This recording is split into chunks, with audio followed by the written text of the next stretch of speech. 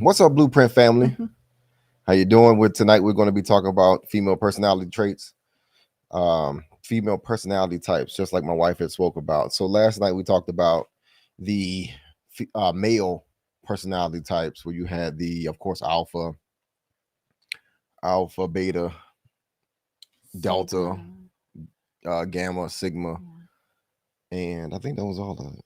Hmm. And then tonight we had the same thing, but this time the female version of those personality traits. Now, the reasons why we're telling you about these personality traits so that you can self-reflect and then also point out what type of characteristics that you like in your mates. I think Hmm. that's a very important thing.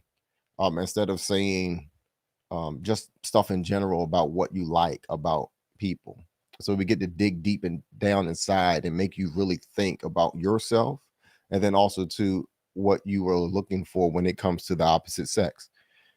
This all of this stuff is very important when it comes to compatibility and raising a family.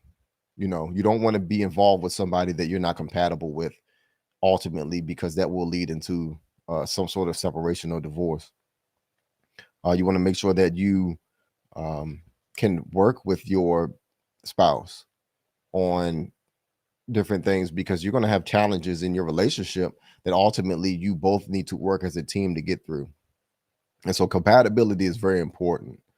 So you just don't pick people off of looks. You don't pick people off of what you're attracted to physically.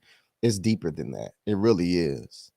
So, and often at times you do really need to vet these people, have relatives and things, meet your spouse before you all get married or whatever the case may be.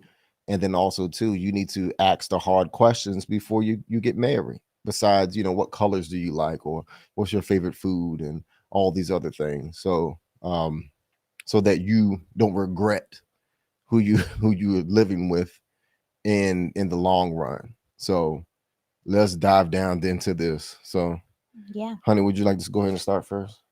Uh, sure. Like we mentioned with the male personality types that we covered, all of these personality types are kind of like a default. So a person can grow if they are, like we kind of talked about yesterday with the beta male. Same thing with the beta female. If she wants to, I guess, become more dominant or assertive, then she is likely to grow and put herself in the position that she wants to be based off of, however she feels. So, anyways, we can get started with the alpha female. So she is the one that's usually the very charming one, very intelligent, and knows how to deal with most difficult situations with ease. Nothing seems to really challenge her, or either she's always up for the challenge. She's very confident within herself. She usually is like the one that stands out among her peers, the rock star kind of, the one that guys often notice first, or even just within her own environment. She's often the one that's very noticed more than often. And she likes that. She likes to stand out within the crowd. She knows how to work a room, and she often has a plan for what she's doing when she's doing something. So it all it also says that she knows herself very well, so she may understand her worth, but at the same time, because she understands her worth, she may want more likely a beta male, because she feels she is super worthy of having someone cater to her, whether that's her husband doing whatever she feels he should do. Alpha females really try to cater and make their lives really centered up on how they like things. So Hmm. very dominating in that sense. So they're usually paired well with the beta male. Yeah. Right. Mhm. I would say relationship wise, as far as um, men don't try to be beta males, of course, but and then also too, you're going to have a hard time dealing with alpha females, being that men themselves are naturally supposed to be alphas. And you see that in the animal kingdom. Mhm. You don't see lionesses leading prides. You see the alpha male leading the pride. Same thing dealing with gorillas and other animals like elephants.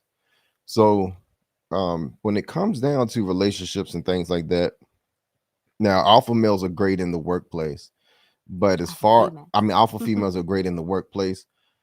Um, some in some cases, you know, some people dread their alpha male, you know, bosses, female bosses.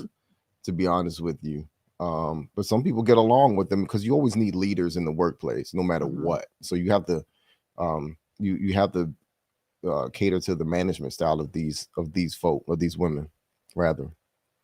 And yeah, these are equivalent to the alpha males. You know, they're very prideful. They have, I would say, you know, you can see their ego. You can see their ego on them, and there's nothing wrong with it. You know, that came from leadership skills and being in positions to where they were groomed for power. So these are, you know, people who thrive off of power. And like I said before, um, alpha females don't exist without some sort of beta female or male, in societies. Yeah. In romantic relationships, she's often very controlling. We kind of hit on that before, Right. but because of that, you know, within her sector, she's Right. controlling I them. don't know how many people like to be, you know, how many men like to be controlled or are happy in controlling relationships. Often at times that may, you know, because men naturally like to be masculine. Yeah. They don't like to be demasculated in relationships.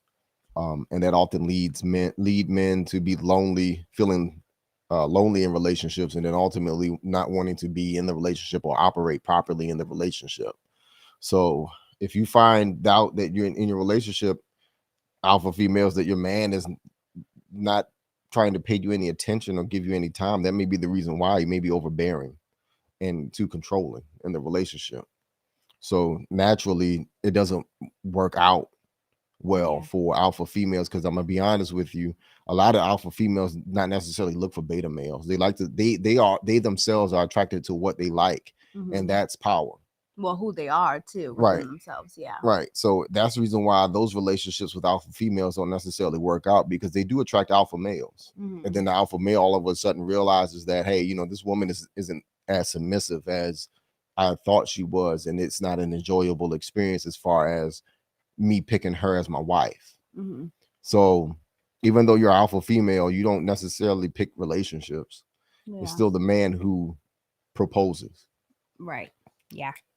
That's true. And kind of like you said, she wouldn't be submissive. Not only that, she'd probably be more rude, more blunt, because she would have no problem expressing herself and will, without hesitation, say what's on her mind, you know, and won't kind of hold back.